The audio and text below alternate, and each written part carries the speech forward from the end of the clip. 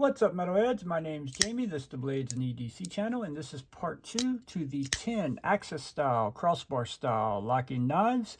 And I need to make a correction from part 1 of this series where I said Doug Ritter designed a Griptilian. That was a mistake. I misspoke. Mel Pardue designed a Griptilian, and I just wanted to correct that right off the bat. And the Griptilian is number 1 in the second part of this video. Griptilian's been around for a long time. Very well-known knife, very good knife, very ergonomic knife. This is one you could hard use and it will hold up, and your hands will hold up using it. It's extremely comfortable in the hand. They didn't make many with the hole. Most of them come with thumb studs. They start in range from about $145, and they can go up to near a couple $100, I think, depending on what blade steel you get, what handle materials, and if there's any like special releases or anything like that. But it's a great knife, great action, buttery smooth action. I prefer thumb studs, I think, over the hole, but some people prefer the hole.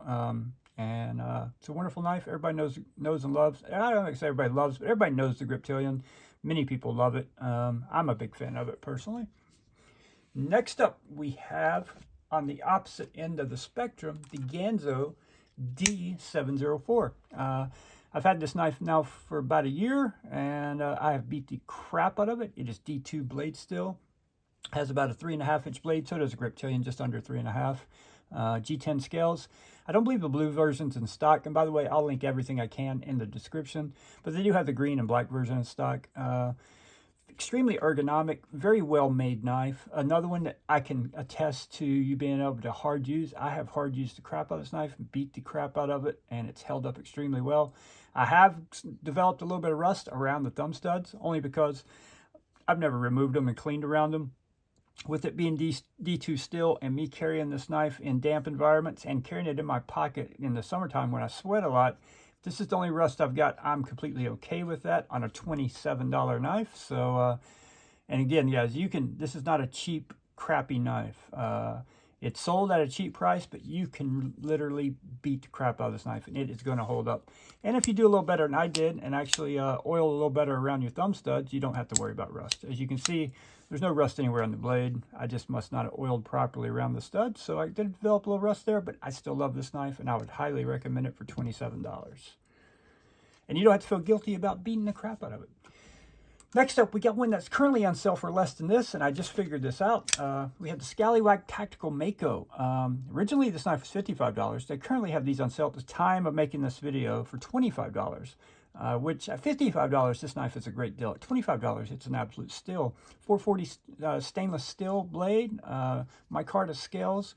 I love the look of the blade shape, and the handle shape. It's extremely comfortable in hand. No flip or anything to get in your way, and with that blade shape, you can get down really low and chop. Very smooth action on the crossbar lock. Extremely smooth. Do have a fuller there. You can reverse flick the fuller. You can reverse flick the thumb studs also, or thumb flick the thumb studs. Very, very good knife. Extremely well made for the money, and great knife. The biggest knife on the entire list is the Mako.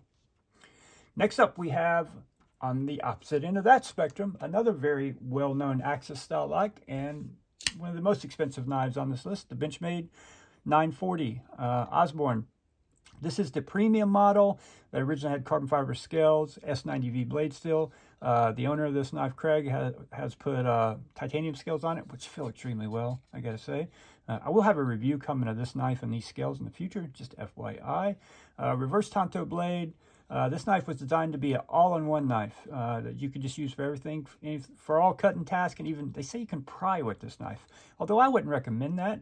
They say it'll hold up, and they have a warranty to back it up, so it is pretty thick out there to tip, so you could probably get away with some prying, although I would not recommend prying with any knife if you have any other means of prying.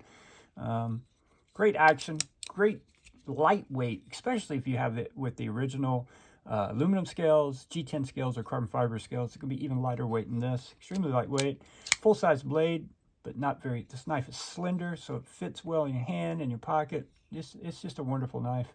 Benchmade is the OG of the axis style lock. That's why you're seeing 3 of them between the 2 videos, because they do it, and they do it extremely well. The Benchmade 940, fantastic knife. Most expensive knife on the list, I believe. out of all 10. Next one's going to be a little controversial, I think, because it's not technically a crossbar lock or an axis style lock, although it works the exact same way. It's actually a ball bearing lock. This is the Spyderco Manix 2. Functions just like an axis lock or crossbar lock, but it also has better sounds than the crossbar axis style lock. It sounds so good when you open this knife. It actually works with a ball bearing in there and a spring to press the lock forward, and you release it by pulling back. And yeah, very, very cool knife. This knife has been around for a while now, known and loved. Lots of different variations of this knife you can get to from different G10 scales, different blade materials. This is the S30V version, runs about $170.